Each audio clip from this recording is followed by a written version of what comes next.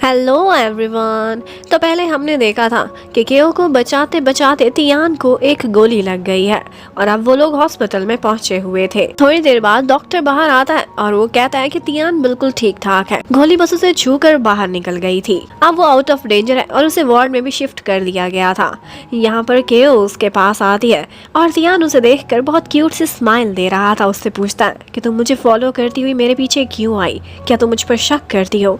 और केओ भी डरते डरते उसे बता देती है कि सॉरी, मैंने तुम्हारे बारे में ऐसा पता नहीं क्यों सोचा, मुझे लगा कि तुम नार्थ के साथ डिनर पर जा रहे हो। लेकिन साथ ही उसे कहती है तुम्हें क्या जरूरत थी मुझसे कोई सीक्रेट्स रखने की, तुम मुझे बता देते कि तुम लोग तो के पीछे जा रहे हो तो ना मैं पीछे आती, ना ही ये खतरा देखना पड़ा और ना ही तुम्हें गोली लगती। वेल, अब फाइनली तियान उसे हक करता है और लगता है कि उन दोनों की सुलह हो चुकी है। अब केओ रात को तियान के पास ही बैठे बैठे सो गई थी। तियान को बार बार ख्याल आ रहा था कि उसके डैड उसे फोर्स कर रहे हैं कि इससे ब्रेकअप कर लो।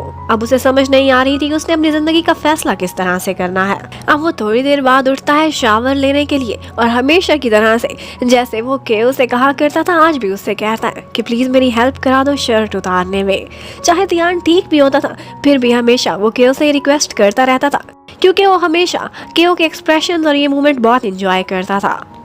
उधर घर पर सारे लोग नाश्ते के टेबल पर बैठे हुए थे। यहाँ पर वो लोग नी को भी अपने साथ ज्वाइन करने को कहते क्योंकि उन्हें लग रहा था कि आजकल इसकी तबीयत बेटर हो रही है और इसे पास्ट की कुछ यादें भी आने लगी हैं। लेकिन आज तो नी ने सारा कुछ उल्टा पुल्टा कर दिया था। आज उसका दिमाग कुछ ज्यादा ही घूम गया था और जिस तरह से वो चीजों पर रिएक्ट कर रही थी हर कोई हैरान रह गया था। ऑल्दो वो एक फनी सीन था लेकिन फिर भी ऐसा लगता था कि नी की तबीयत बेटर नहीं होने वाली। उधर हमें दिखाते हैं कि आज रसी और थैप भी इकट्ठे आते हैं नी से मिलने के लिए और थैप इस बात से परेशान हो रहा था कि नी को यादें आ रही है। लेकिन आज जब वो उसकी बिगड़ी हुई हालत देखता है तो उसे तसल्ली हो जाती है कि ये बिल्कुल ठीक नहीं होने वाली। अब यहाँ पर थैप नार्थ से मिलता है और नार्थ उसे बताती है कि कल तियान को एक गोली लग गई थी, वो माइनर सा इंजर्ड है और इस वक्त हॉस्पिटल में है। पता है वो किसी गुंडे के पीछे गया हुआ था, सिर्फ और सिर्फ केओ को बचाने के लिए वो इतनी मुसीबत में फंस गया। ये बात सुनते ही थैप काफी परेशान हो जाता है लेकिन थैप अब मेंटली प्रिपेयर हो चुका था क्योंकि उसे अंदाजा था कि पुलिस मेरे पीछे भी आएगी। और वाकई जब वो ऑफिस पहुंचता है तो पुलिस वहां पहुंची हुई थी। वो कहते हैं तो की फोटो दिखा कर कि क्या तुम इसे जानते हो, क्योंकि इसकी कॉल हिस्ट्री में तुम्हारा भी नंबर आया है। अब थैप उनसे यही कह देता है कि हाँ मैं इसे जानता हूँ, ये एक लोकल ब्रोकर है और मुझे कुछ एरियाज की लैंड्स के रेट बताता था, इससे ज्यादा मेरा इससे कोई रिश्ता नहीं।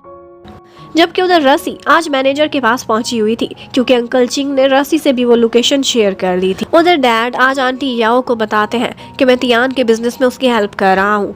मैंने फैसला किया है कि उसके रिजॉर्ट के बिजनेस के लिए उसे एक ऑफिस सेटअप करके दे रहा हूँ अपनी ही बिल्डिंग में, लेकिन इसके बदले मेरी उससे ये शर्त है कि वो केओ से ब्रेकअप करेगा। अब देखते हैं वो क्या करता है।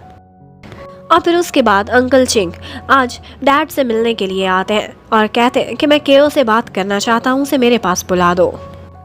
अब केओ जब उनसे मिलने के लिए जाती है तो वो उससे कहते हैं कि मैं जान चुका हूँ, तुम मेरी ही पोती हो और मैं तुम्हें इतना बता दूं कि तुम्हारा डैड। वो आगे कुछ बोलने ही वाले थे कि ऊपर से थैप पहुंच जाता है और उनको आगे कुछ नहीं बोलने देता। डैड उसे देखते ही डर जाते हैं और कुछ नहीं कह पाते। उसके बाद वो डैड को डांटने लगता है और उन पर प्रेशर डालता है कि क्या आप दुनिया के सामने ये रियलिटी बताने लगे थे कि मैं थैप नहीं, मैं चाय हूँ। एक्चुअली बचपन से ही डैड थैप से ज्यादा प्यार करते थे क्योंकि चाय एक अच्छा लड़का नहीं था और इसी वजह से सारे लोगों ने एक इमेज बनाया हुआ था कि थैप एक एंजल है और चाय डेविल। और अब वो यही चाहता था कि जब थैप की डेथ हो गई है तो उसका एंजल वाला इमेज मुझे ही मिले।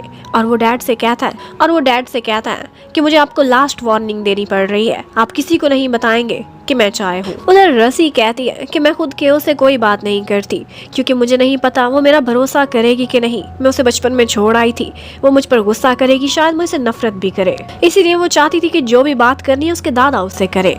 जबकि थैप अब खुद अच्छा बनता है और जाता है केओ के पास और उससे कहता है कि देखो बेटा, मैं तुम्हारा डैड हूँ, तुम मेरे साथ शिफ्ट हो जाओ, बहुत रह लिया तुमने दूसरों के घर पर। लेकिन केओ काफी स्मार्ट गर्ल थी, वो कहती है कि अभी मेरा माइंड एक्सेप्ट नहीं कर रहा, मैं सोच रही हूँ हमें पहले डीएनए टेस्ट कराना चाहिए। अब वो जैसे ही घर आती है तो थोड़ी देर बाद वहाँ पर तियान के डैड आते हैं और उन दोनों से अकेले में वो कुछ बात करना चाहते थे। ये देखते ही तियान और केओ दोनों परेशान हो जाते हैं कि कुछ तो फिशी है। इससे पहले डैड कभी उनके घर पर नहीं आए थे। दूसरी तरफ थैप बहुत लेट अपने घर आता है। वो हमेशा अपने डैड पर नजर रखा करता था। आज लेट नाइट वो किसी से फोन पर बातें कर रहे थे और वो था उनका मैनेजर। वो अपने डैड के पास आता है और उनसे फोन छीन लेता है और उसने सुन लिया था कि मैनेजर अभी तक जिंदा है।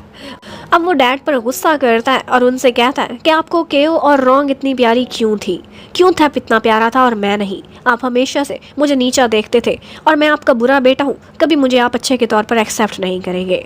ये सुनते ही डैड की तबीयत बहुत खराब हो जाती है। उनकी लाइफ सेविंग ड्रग उनको चाहिए थी। वो उसके सामने बड़े तड़पते रहते हैं लेकिन थैप उनकी कोई हेल्प नहीं करता, उनको मेडिसिन नहीं ला कर देता और इसी तरह तड़प तड़प कर उनकी जान निकल जाती है।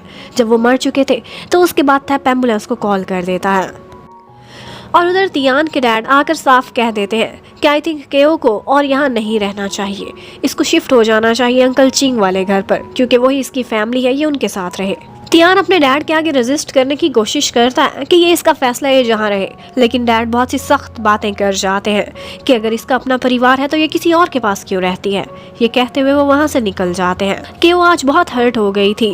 वो तियान के रूम के बाहर आती है और उससे कहने लगती है कि प्लीज दरवाजा मत खोलना, सिर्फ मेरी बात सुन लो। वो रो रो कर सिर्फ यही कहे जा रही थी कि तुम्हारी अपने डैड के साथ मेरी वजह से बहुत दफा लड़ाई हुई है, अगर मैं यहाँ से मूव आउट कर जाऊँ तो शायद वो मुझसे और नफरत ना करे।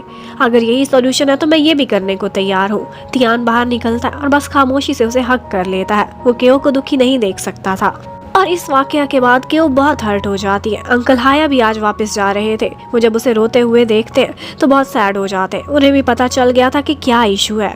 वो जाते जाते उससे कहते हैं कि तुम मुझे उतनी ही प्यारी हो जितनी मुझे प्रायो प्यारी है। अगर तुम्हें कोई भी दिक्कत हो, कोई भी प्रॉब्लम हो, तुम्हें यहाँ के लोग एक्सेप्ट ना करें तो ये मत भूलना कि वहाँ पर भी तुम्हारा घर है और वहाँ पर भी तुम्हारी फैमिली है।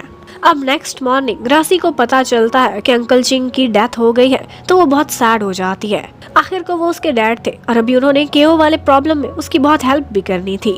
उधर केओ को भी ये बात पता चलती है कॉन्ग के थ्रू कि आज उन्होंने फ्यूनरल पर जाना है, तो वो भी बहुत परेशान हो जाती है कि उसके दादा की डेथ हो गई। अब राशि सबसे पहले तो मैनेजर से मिलने के लिए जाती है। वो परेशान थी कि उसने जो डॉक्यूमेंट्स अंकल चिंग को दिए वो घर पर होंगी और थैप उनकी तलाशी लेकर वहां तक पहुंच जाएगा, लेकिन मैनेजर उसको तसल्ली दे देता है कि घर पर अंकल ने कोई भी क्लू नहीं छोड़ा था, सारा कुछ उन्होंने मेरे पास रखवाया हुआ है। और साथ ही साथ वो ये भी शेयर करता है कि तब मेरी उनसे बात हो रही थी और मुझे शक है कि थैप नहीं उनको मारा होगा या कहीं ना कहीं वो इन्वॉल्व जरूर है। उनकी नेचुरल डेथ नहीं बल्कि मर्डर हुआ है। अब तियान केओ को लेकर अपने फैमिली हाउस पर जाता है। एक्चुअली उसने नी से ड्रेसिंग लेनी थी क्योंकि केओ ने फ्यूनरल पर जाना था और उसे कोई ब्लैक ड्रेस चाहिए था। उधर सिथ और नार्थ भी दोनों फ्यूनरल पर जाने के लिए रेडी हो रहे थे। यहाँ पर सिथ आज नार्थ से कहता है कि मैंने तुम्हें देख लिया है कि तुम मुझे बिल्कुल भी भाव नहीं देती, तुम्हें थोड़ी तो शर्म करनी चाहिए, मैं इससे ज़्यादा और बर्दाश्त नहीं कर सकता, जितने दिन हमारी मैरिज चल रही है तब तक तो रुक जाओ। वो उसे समझाता है कि तुम्हें और आवारा होने की कोई ज़रूरत नहीं, तुम ऑलरेडी हर बॉर्डर क्रॉस कर चुकी हो। लेकिन नार्थ उल्टा उसे ही थप्पड़ मार देती है कि मुझे ज़्यादा डिक्टेट ना करो, पुरानी जॉब छोड़ दी है, बल्कि वो अब अपने डैड का बिजनेस संभाल रहा है। यहाँ पर नार्थ उससे कहती है कि अब तुम्हारे पास ज्यादा अच्छा मौका है।